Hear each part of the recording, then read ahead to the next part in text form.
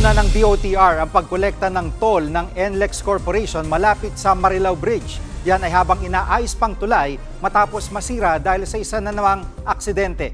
Live mula sa NLEX, nangunguna sa balita si News 5 Transportation Correspondent Gerard de la Peña.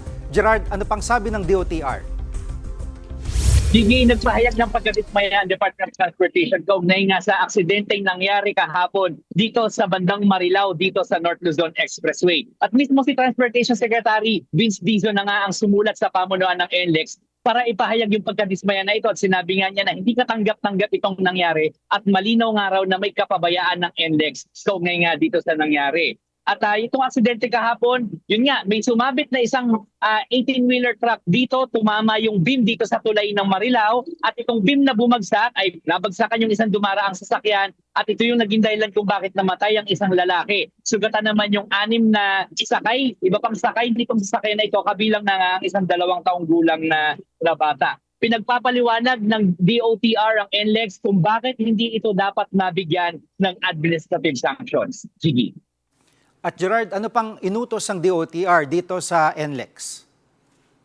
Jiggy, bukod nga doon sa toll holiday o yung hindi mo na pagbabayo paniningil ng toll dito sa bahaging ito ng NLEX Marilao kung kapag matraffic pa rin, ay sinabihan din ng DOTR ang NLEX na magbigay ng karampatang tulong doon sa pamilya ng mga biktima. Dapat din daw ay magkaroon na ng concrete plans para nga hindi na maulit itong ganitong insidente. Dapat daw ay automated na yung pag-determine ng kung overheight ba ang isang truck o hindi na dumadaan dito sa NLEX. At dapat din daw ay magkaroon na ng protocols para nga alam ng NLEX ang gagawin kung sakaling magkaroon ulit ng ganitong insidente. At ang pinaka-importante sa lahat, Jiggy, ay pinamamadali na ng DOTR sa NLEX yung pagsasaayos itong tulay na ito. Jiggy.